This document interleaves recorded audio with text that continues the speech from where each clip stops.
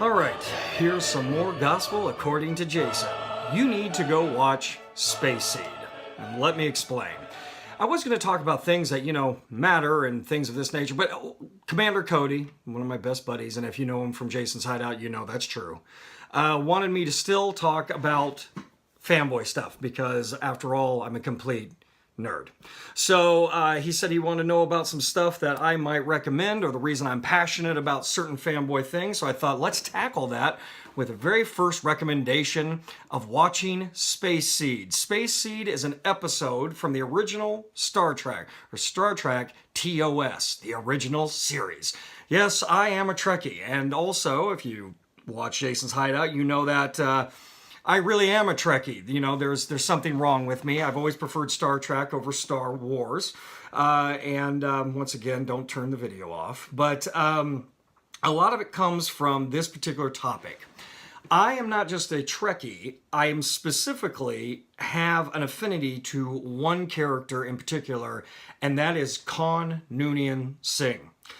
So Khan, obviously, you probably know him from Wrath of Khan, is one of my favorite characters in Star Trek, in science fiction, in motion picture history, and just the history of pop culture. I really, really am fond of this character and one great actor, Ricardo Montalban's wonderful performance as Khan.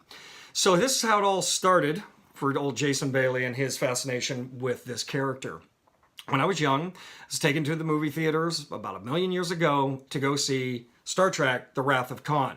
Now, this is a very popular movie in both the Trekkie community. It's considered probably the finest Star Trek that's ever been made of any of the cast, of any of the generations. And then number two, it's also a science fiction classic unto itself, not unlike The Empire Strikes Back or 2001 Space Odyssey or the original Planet of the Apes or what have you. It stands completely alone. It's that good, okay? So you can watch this film without being a Trekkie or knowing much about what's going on, and it still works. It's still an amazing motion picture, okay? It almost seems like a sea battle in space between some old badasses getting back together. That's really interesting because ultimately it's tying in a lot of characters from the past that a lot of diehard Trekkies knew into this present story. For that to be a standalone feature in itself, that's amazing. It's just good writing by Nick Meyer. So, and good directing. So at any rate, that goes without saying, and yay, and I watched that probably twice. I went to the theater twice, somehow finagled Grandpa Jim to take me back a second time. He was not fond of the eels going into people's ears, but it is what it is, And a lot of people start having a phobia from that point forward of having things crawl in their ears, but, it's neither here or there. Anyway, his performance in that is astounding, and we all know that, Khan's a badass, and Ricardo Montalban at the time was playing Mr. Rourke on Fantasy Island, so it was kind of interesting to see Mr. Rourke and William Shatner be the main action stars of the summer, and I believe it was 1982, I believe it was. Anyway, so Wrath of Khan's a whole nother subject. But what was interesting about it as a kid, I knew that they were referencing things that I had never seen. Because at the time, I didn't have a VCR, I didn't have tapes, I didn't have any of this stuff. Star Trek was in syndication, so you could, I used to run home and watch it on PBS. Sometimes they'd be playing it, or whatever your local channel was that struck up a deal. You could watch it right after school sometimes. Love Star Trek, okay? But I had never had the opportunity to see Space Seed, the episode named Space Seed, titled Space Seed, which introduces Khan Noonien Singh to the Star Trek universe. So, one day, my mom said that she was working with someone who was a Trekkie and had all the Star Treks on tape, on VHS. Now, for you millennials out there, I'm not sure you even know what this is, but it was magnetic tape that was shoved together and put in a plastic box, and you watched it. It's that primitive. Let me talk to you about records one day. Anyway, I said, could you please ask this man if I could borrow Space Seed? Because I knew that what the episode was called. I'd just never seen it. I was in middle school at this time. She got it for me, and I watched it, and oh my Batman. It just pretty much changed my universe as far as what could be done on a television show with a limited budget at best when you just have a badass actor with badass writing and a badass story. It literally was like, I couldn't believe it. I was blown away. And as good as Wrath of Khan was before I saw Space Seed, after I saw Space Seed, Wrath of Khan was just that much better. I couldn't believe it. I was hooked, you know. And the thing is that if you don't know the story, I don't think I'm giving away too many spoilers at this point. It's been out for about 1 billion years. But it's about a genetically engineered, superior genetics of both physical and mental that has been frozen basically in suspended animation from the late 1990s in the Star Trek universe. That was the end of the eugenics war. It was the last world war in that universe. And to escape imprisonment, Khan got himself a nice little spaceship, brought his 70-some followers, 72, 74, 76 followers, whatever it is, and shoved out into space. They all put themselves in suspended animation, to escape what they were going to be standing for war crimes against humanity, because they pretty much kicked the shit out of the whole planet. And at number 2, maybe, just maybe, they would be a message in a bottle, throw on another civilization, and kick their asses too. Who knows? Already, you can't get better than that. That's just badass 101 in the science fiction universe. When he is popped to life, he basically starts to figure out things very, very quickly and tries to regain control of what's around him, his environment, which is the Starship Enterprise, and taking that over, getting rid of the crew that doesn't want to help him, so he can use the starship to start taking over other worlds. It is badass. That's all I can say. There is a performance by Ricardo Montalban, who at the time was probably about 47, 48 years old. He is in magnificent physical condition. His acting is amazing. The charisma he has when he is delivering lines is like no other. When he's having exchanges with Kirk about, there's one scene in particular that's just, he's literally kept captive. They figure out who he is. They shove him inside a room, like a little cell, and Kirk goes in to interview him and, basically tries to get the rest of the information out of him. And when Khan is basically telling him that he can't believe how little improvement there's been, he goes, well, there's been technical advancements, so, the technology and, sciences. But how little man himself had improved. And at the end of it, he's caught. He's literally caught in a cell. Khan looks at Kirk and says, yes, Captain, it appears we will do quite well in your century.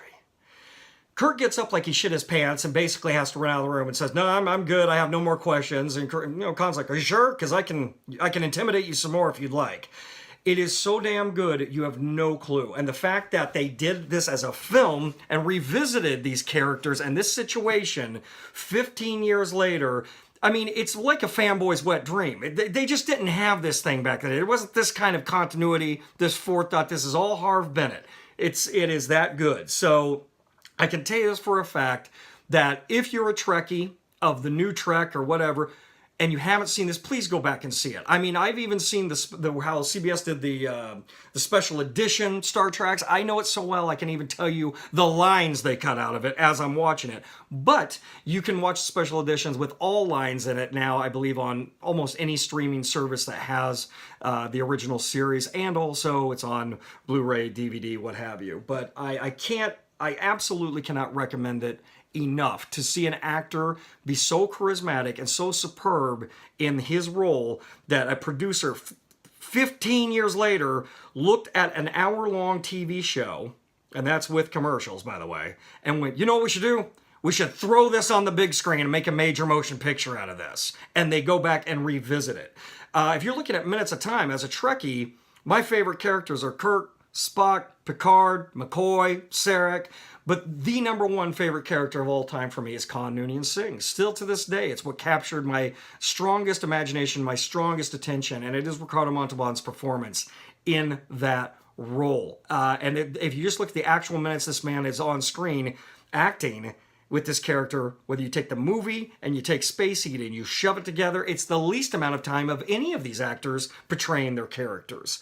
And to be able to kick that much ass with that character with that limited amount of time is just, it's superb. I just can't say enough.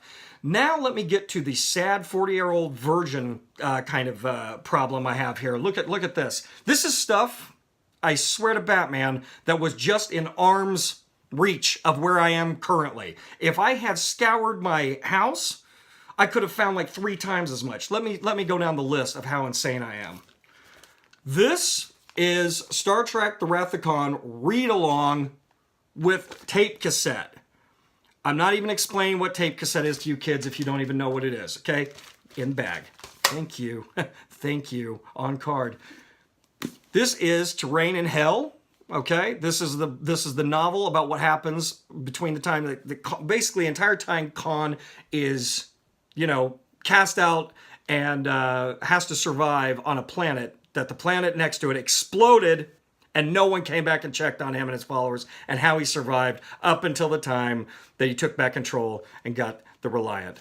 This is badass. The first 2 books that came along with this sucks, big donkey, This, badass. Can't say enough good things about that. Explores a lot of time that was not ever visited in the continuity. Star Trek Reader. It's came out in the 70s. Why do I have it? Short story, Space Seed. Another angle on the thing. But no, not a lot of people have that. Wrath of Khan. Hardback right here. Oh, you think I'm done? Look at this. I've got, this is the Space Seed outfit that he's wearing in the actual episode. This is what he looks like later on. Look at that chest. Oh my God, I have such a man crush on this thing. I love you, Khan. I love you. He was 63 years old when he played this character in Wrath of Khan. Look at that chest. It's not prosthetics, kids. That's why I started doing push-ups every day, okay? Khan, my fitness instructor. Now look at this. This is the scene they sit down and actually have their little debate. We've talked about debate before. Badass, no one's better. It just gets, this scene alone should have got him like every award that they made for acting. Go watch Space Seed, folks. Just go watch it, okay? It's amazing. And I'm telling you, I could probably do a follow-up video on this because this was literally just stuff that I was like, well, golly gee whiz, what can I show from Khan? Sitting here, you have no idea. There's something wrong with me. There really is something wrong. I've got like every figure that's come out with them, the whole thing. I think I have Ricardo Montalban like frozen somewhere in my basement. He's coming back, bitches. He's coming back. But I'm telling you, as far as I'm concerned, you can't get any better. Star Trek science fiction. If you just like acting and you want to see what a real performance is and what real charisma is, watch Space Seed. Hunt it down. Do it now. Don't wait. There's not a better time. When would now be the best time? Now is the best time. Go watch it. And remember, revenge is a dish best served cold. It is very cold in space.